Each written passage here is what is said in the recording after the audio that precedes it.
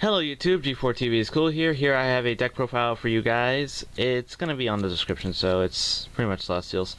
Anyway, I was going to post some videos about Shadow Specters. I may still do that as my fail attempts of opening, because nobody packed anything good for Shadow Specters. I think there's only like one person that packed really good, and everyone else packed nothing but garbage.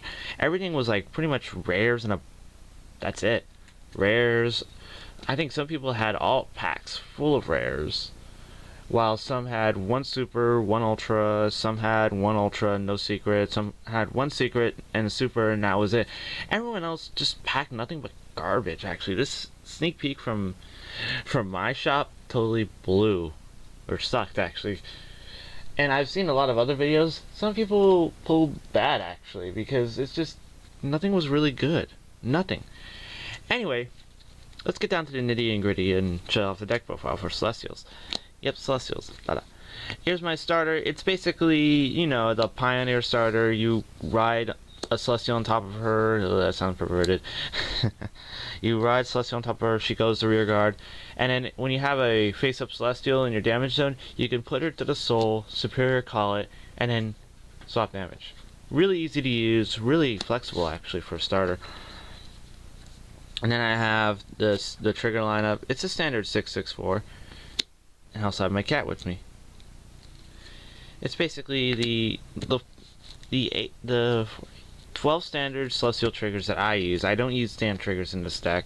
To me, this deck is all about basically peer pressure. I attack with the Vanguard first, then I split the trigger difference between my rear guards and have my rear guards attack for over 2400, if I can have the field set up just right, which I usually do. Anyway. It's a stand, and then I have these two triggers, like these two just in case, like if I damage check into it, I can just counterblast it, give my Vanguard plus 3k, so it works. Anyway, that's the trigger lineup for that. And then we have the grade 1s, we have the Celestial Perfect Guard, you know, for the special counterblast, and also it's Celestial and it works better. Then we have the 4 Hesideals. Hesideals actually really are good in this deck, because they can be a standard from a 9k booster to a 12k booster, so you can easily make it a 12k hitter, a 21k hitter, hitting that ride break hitting column, which is really good for this deck actually. I really like her. And also, if you have the LB for Zerakiel, that's even better, because she becomes a 12k booster, which is incredibly good for this deck.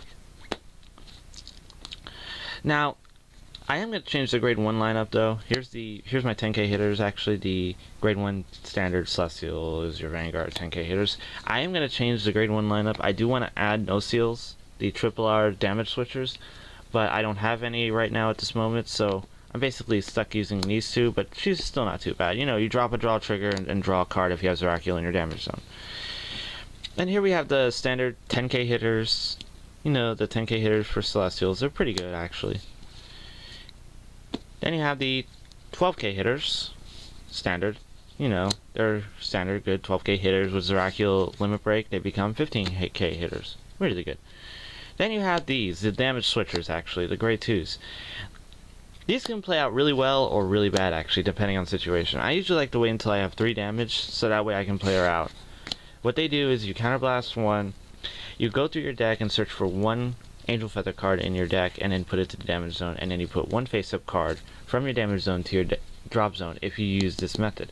What I like to do is I like to put obviously Zerakiel into my damage zone, so that way I can get all the benefits of the grade 1s and just basically prepare for LB when needed. As for my grade 3 lineup, of course it's 4 Ramiels, just because she's a pretty damn good ride break, you know, swap damage. I basically like to swap a Perfect Guard or something I actually do need, like a 10k shield instead, so it works.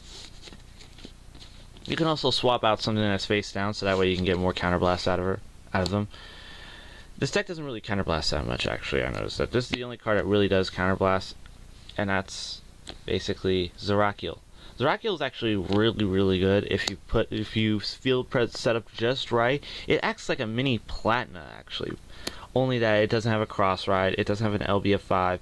It basically can last with no cost. That's what I love about this deck. It's like it has no cost. It's a manipulation damage zone deck, and if you play it right, it works out really well for yourself.